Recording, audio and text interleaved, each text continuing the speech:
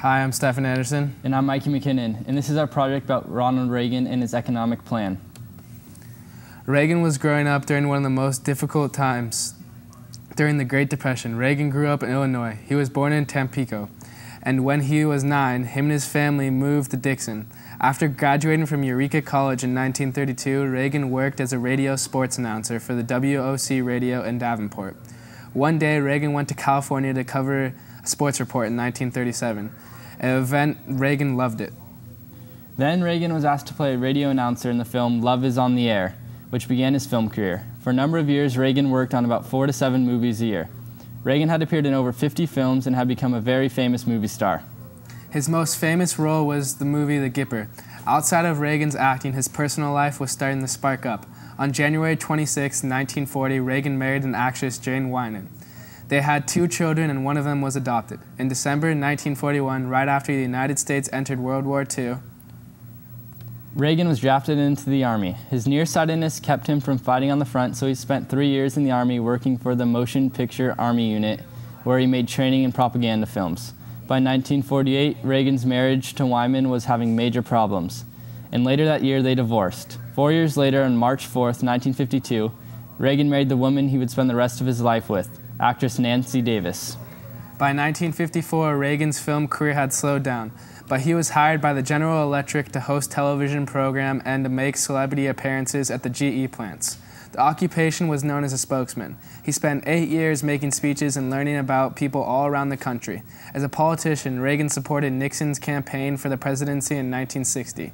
Then in 1962, Reagan switched political parties and officially became a Republican. In 1966, Reagan successfully ran for governor of California and served 2 consecutive terms. In the 1980 election, Reagan won the Republican nomination and ran against incumbent President Jimmy Carter. Reagan received over 50% of the popular vote and won the electoral vote 489 to 49. Reagan won 44 of the 50 states. He knew he was strong support when he entered the White House. Ronald Reagan was our 40th president, and he took office on January 20th, 1981. At this time, America was in its worst economic period since the Great Depression. Unemployment, taxes, and interest rates were high, and to top it off, the nation's mood was not very happy.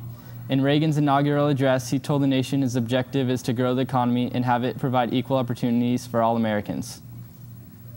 Reagan also said putting America back to work means putting all Americans back to work. President Ronald Reagan graduated from Eureka College, where he earned a degree in economics. Reagan knew he had a simple plan that had main points: reduce government spending, lower taxes on income and capital gains, reduce regulation, and reduce inflation. Some critics named this Reaganomics.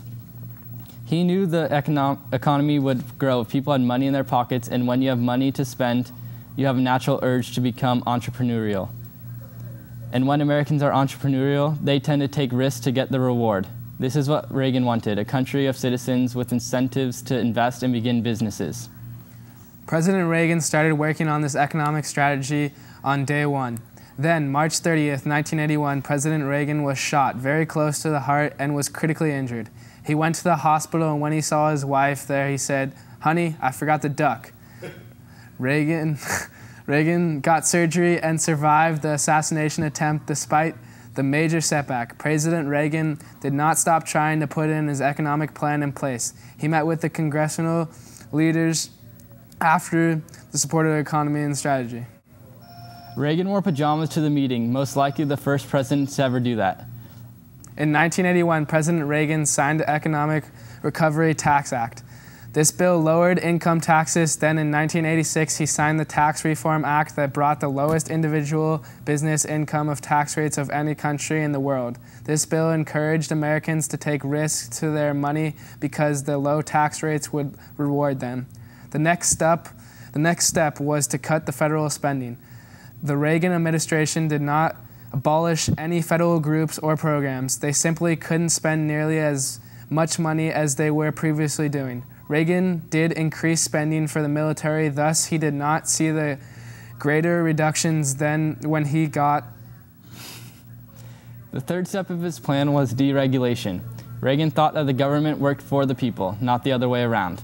To deregulate the country, the Reagan administration cut price controls on oil, cable, television, phone service, shipping, bus travel, and natural gas. Also, banks were allowed to own certain assets for the first time in history. With the 3 previous steps put in place, the next should fix itself. Amazingly enough, it did. Inflation was lowered greatly during Reagan's presidency. The inflation rate dropped from 13.5% in 1980 to 4.1% in 1988. Reaganomics was looking good. Over the 8 years of Reagan's presidency, the numbers showed a huge success in the economy. 20 million new jobs were created, unemployment fell from 7.6% to 5.5%, the net worth of families making under $50,000 increased by 27%, and government spending went from 10% in 1982 to a little over 1% in 1987. This fantastic recovery got the name of the Reagan Recovery.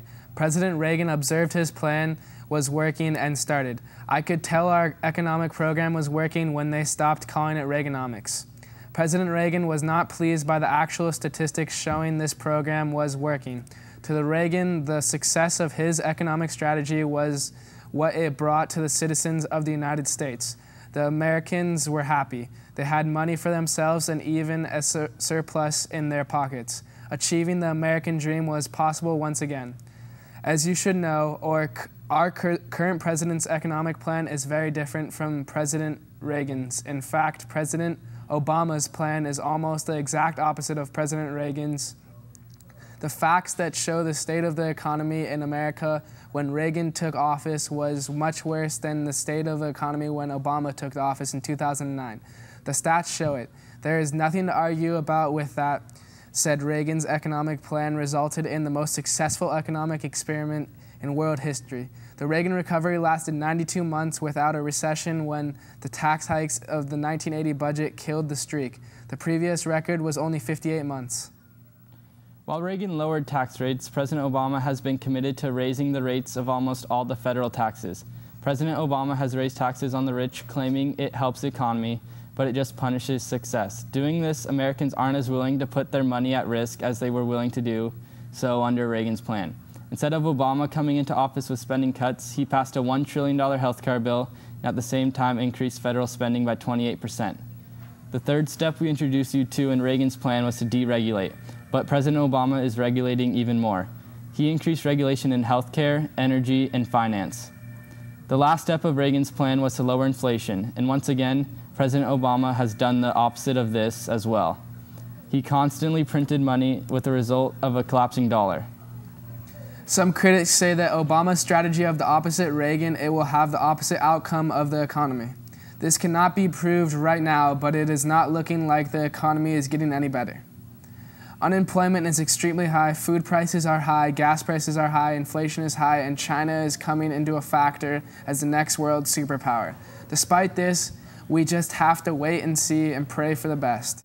In Reagan's farewell address in 1989, he told the nation, "It's been an honor of my life to be your president. Nancy and I are grateful for the opportunity you gave us to serve."